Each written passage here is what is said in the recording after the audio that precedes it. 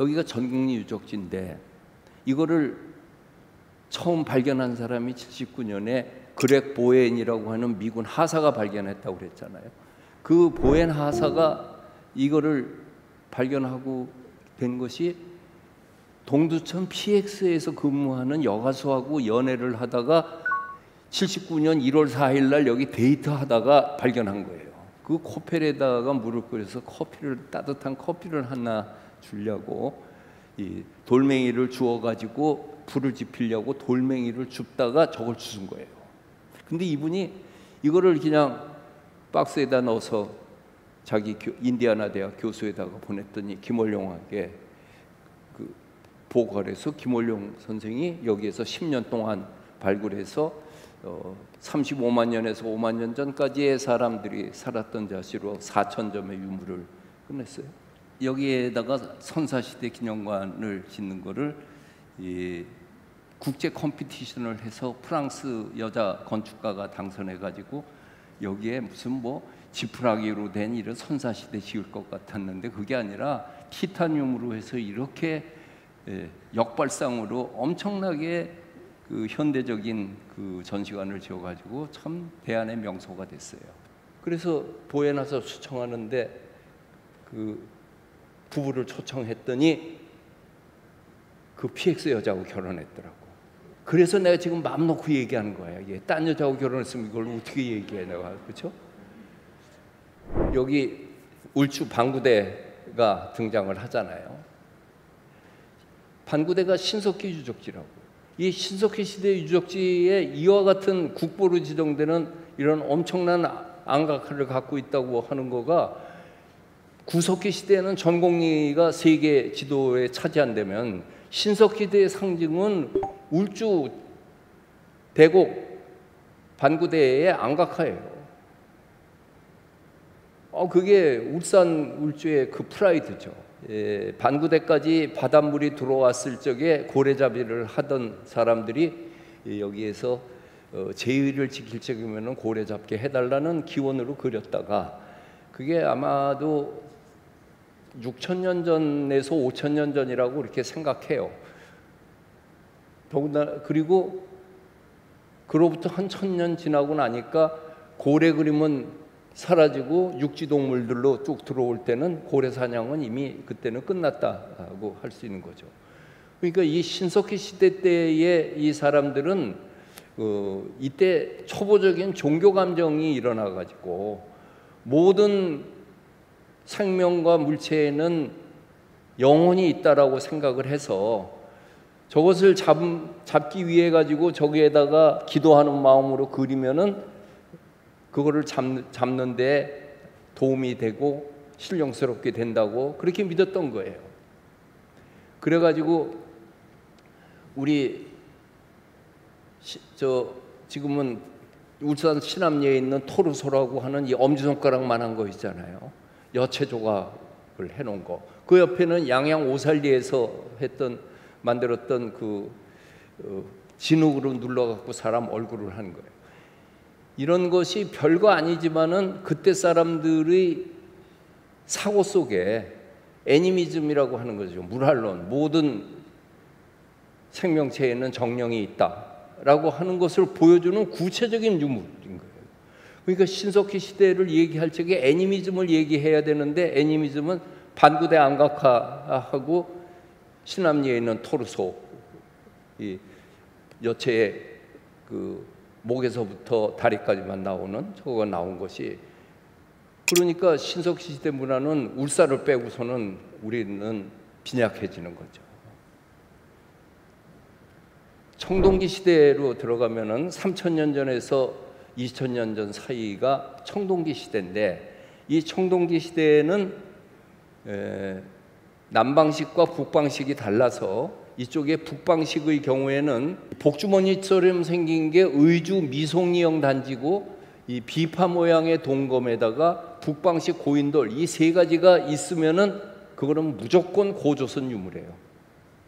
그리고 이것이 변형돼서 남쪽에 내려와서 고구마처럼 생긴 부여 송국리 단지에다가 세형 동검에 남방식 고인돌을 넣으면은 삼한시대 이전 진국의 유적이에요. 이때 중국은 춘추전국 시대로 해가지고서 철기 문화가 들어와가지고 결국은 진시황의 천하통일을 만드는 거가 되는 거예요. 그때 철기 문화가 들어와서 우리 선조들이 이렇게 우리들 오손도손 살아가는 거는 너무나 나이브한 거다. 우리도 힘을 키워야 된다. 그래가지고 이때부터 인수합병이 시작되는 거예요. M&A 작업을 들어가는 거야. 그래서 이때부터 BC 1세기부터 668년 고구려 멸망할 때까지를 우리는 삼국시대라고 그러는데 그 이름도 잘 생각해봐요. 아니 삼국시대라고 해놓고 고구려, 백제, 신라, 삼국만 있었던 거는 마지막 120년뿐이 없어. 그리고 그 앞에도 다 삼국시대라고 생각하고 있으니 그러면 역사가 머릿속에 배요. 그 전에는 고구려, 이 부여에서 한 갈래 떨어져서 고구려, 고구려에서 한 갈래 내려와서 백제, 마한, 변한, 진한이 있었고 이 옆에는 동해, 옥저 전부 10개의 부족 국가들이 코피 터지게 싸우면서 인수합병을 하는데 결론이 삼국과 가야로 300년 무렵에 결정이 돼요. 그래서 그때를 열국시대라고 그러는 사람도 있고 삼국시대 초기라고도 하는 사람인데 미술사에서는 원삼국시대라고 그래요. 삼국으로 가는 기원에 해당하는 시기다. 그 원삼국시대의 상징적인 유물이 이와 같이 쇳불 손잡이 항아리하고 오리형 토기인데 저 오리형 토기가 울산의 중산리에서 나오고 하대에서 나왔잖아요. 저 오리형 토기가 나오기 시작한 거가 참 재밌어요. 그전에는 저거 몰랐는데 70년대를 지나면서 경주를 중심으로 한 이 낙동강 좌우로 창원, 울산, 경주 이 지역에서 저 오리가 공장 부지 속에서 나온 거예요. 근데 그때는 그냥 발굴하다가 있으면은 신고하고 양심에 맡겨가지고 우선 그냥 한 거예요. 돈도 없고 그러니까. 그런데 단 한 건도 우리 공장 만들다 문화재 나왔다고 신고한 건 없어. 있으면은 불도저로 밀어버린 거야. 이게 문화재 나왔다고 그러면 공사를 중단해야 되니까. 그런데 그 와중에 유물을 빼서 도구를 해서 팔아먹는 사람이 있는 거야. 결국은 그 도굴꾼이 애국자야. 살려놨잖아요, 문화재를. 돈은 누가 먹었던 관계없이 불도저로 밀어먹은 놈은 그거는 민족 반역자고 그거를 살려낸 사람은 어쨌든 우리는 이렇게 얘기할 수밖에 없는 아이러니가 있는 거예요. 그래서 그거를 발굴 도굴 현장에서 훔친 사람이 서울에 와서 인사동에서 팔으려고 그러니까 박물관에다가 납품을 해야 되잖아요. 그럼 박물관에서는 감정을 해야 되잖아. 감정이라는 건 딱 보면은 아는 게 아니고 여러 역사적인 경험을 축적을 해서 보는 건데 고고학자들이 전부 다 우리는 이런 거 본 적이 없다. 그게 무슨 뜻이야? 가짜란 얘기가 되는 거죠.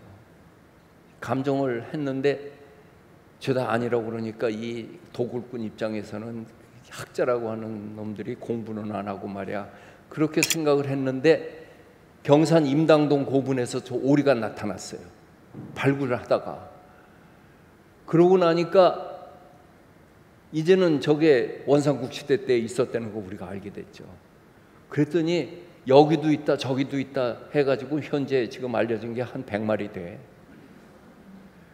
그 중에 아주 중요한 거가 하대에서 나온 거하고 요게 울산에서 나온 거죠. 중산리에서 나온 거지. 이거는 어디에서 나온지 모르지만은 하여튼 도굴꾼이 가서 박물관에 팔아먹은 거였어. 이게 우리가 원삼국 시대까지 AD 300년 무렵까지 가 있는 거예요. 근데 하대라고 하는 데가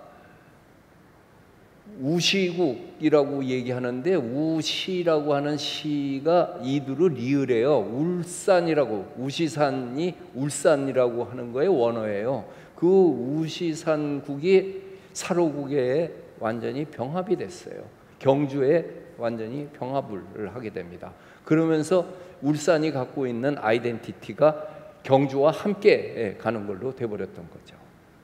그러니까 이 삼국시대로 넘어가서 고구려, 백제, 신라로 넘어가는 원삼국 시대까지에 있어서는 이 울산이 갖고 있는 문화사적인 위상이 이렇게 크다고 하는 이 얘기를 책에다 나오지만은 그래도 그 저자 직강으로 한번 듣는 게 좋을 것 같아서 이 얘기를 꼭 해주고 싶어가지고 그 주제를 한국 문화의 뿌리를 삼아가지고 말씀드렸습니다.